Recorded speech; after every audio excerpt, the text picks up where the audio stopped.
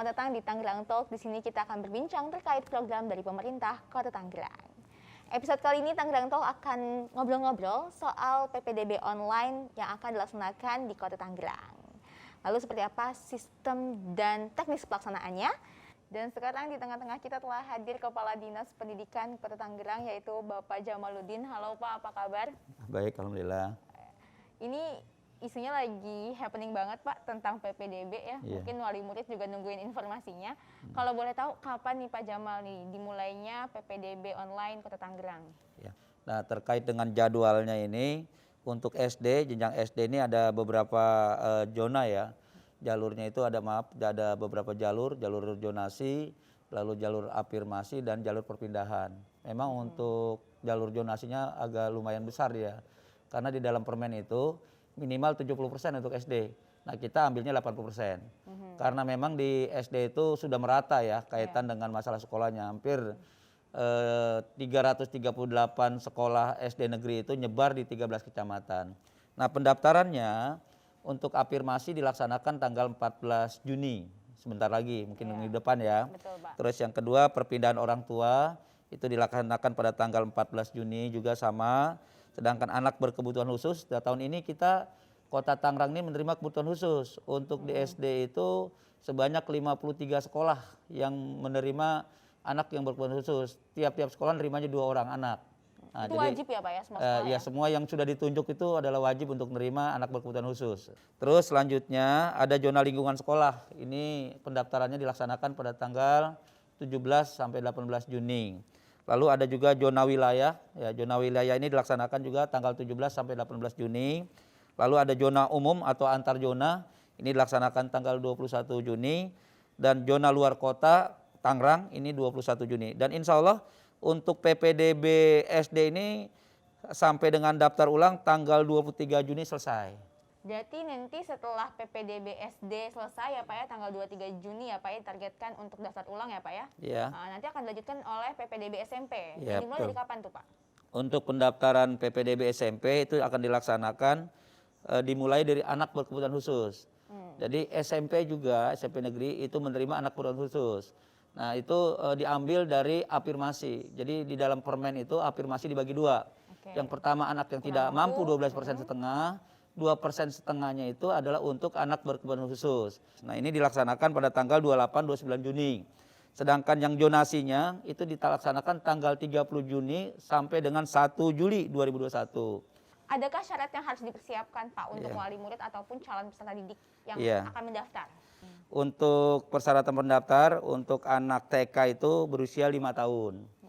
Atau paling rendah 4 tahun untuk kelompok A. Sedangkan untuk berusia 6 tahun atau paling rendah 5 tahun untuk kelompok B, itu untuk TK.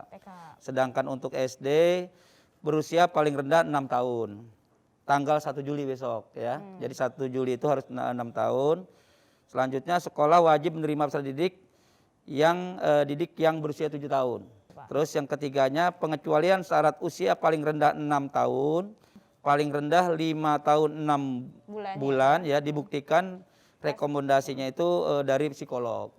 Sedangkan yang terakhirnya memiliki akte kelahiran atau surat keterangan kena lahir, itu untuk SD.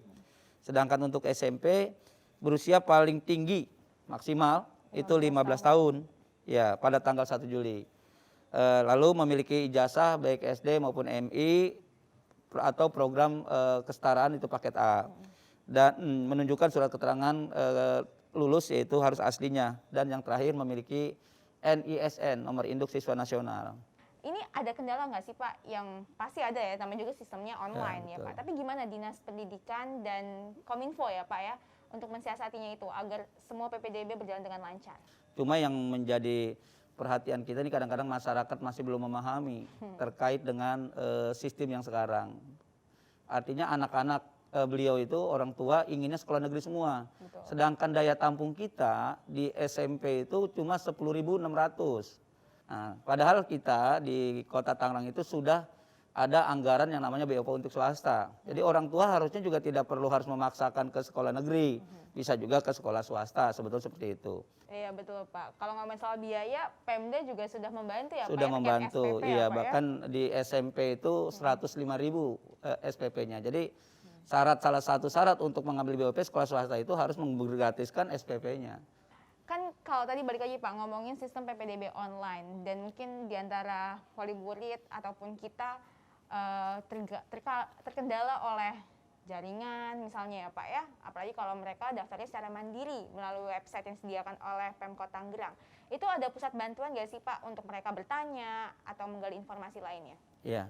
Jadi kalau untuk di kita sendiri di Dinas Pendidikan ada posko. Ya posko di Dinas Pendidikan setiap hari standby. Yang keduanya juga di sekolah-sekolah juga standby. Kalau seandainya misalnya katakan ada pertanyaan-pertanyaan itu nanti juga akan disampaikan kepada web PPDB. Nah, terakhir nih Pak Jamal, adakah pesan buat wali murid ataupun para peserta didik yang hendak mengikuti PPDB online tahun 2021 ini? Ya, kami berharap pada orang tua baik jenjang TK, SD, SMP, karena ini hampir untuk SD dan SMP-nya dengan online, maka orang tua nanti silakan untuk mengikuti jalur-jalur yang sudah saya sampaikan tadi. Untuk SD ada 3 jalur tadi, yaitu jalur zonasi, jalur afirmasi, dan perpindahan. Sedangkan untuk SMP ada 4 jalur tadi saya sampaikan, yaitu jalur zonasi, jalur afirmasi, jalur perpindahan, dan prestasi. Dan ikuti dengan semaksimal mungkin, dan kalau seandainya nanti orang tua masih belum memahami, bisa dilayani baik itu posko di tingkat kota Tangerang maupun di sekolah-sekolah SD maupun SMP kita siapkan poskonya, dan bisa juga nanti melalui websitenya untuk PPDB Kota Tangerang. Saya rasa seperti itu. Dan buat Sobat Tangerang jangan lupa untuk terus saksikan Tangerang Talk karena akan banyak sekali informasi-informasi yang diberikan setiap hari Rabu jam 7:30 malam hanya di YouTube channel Kota Tangerang. Sampai jumpa.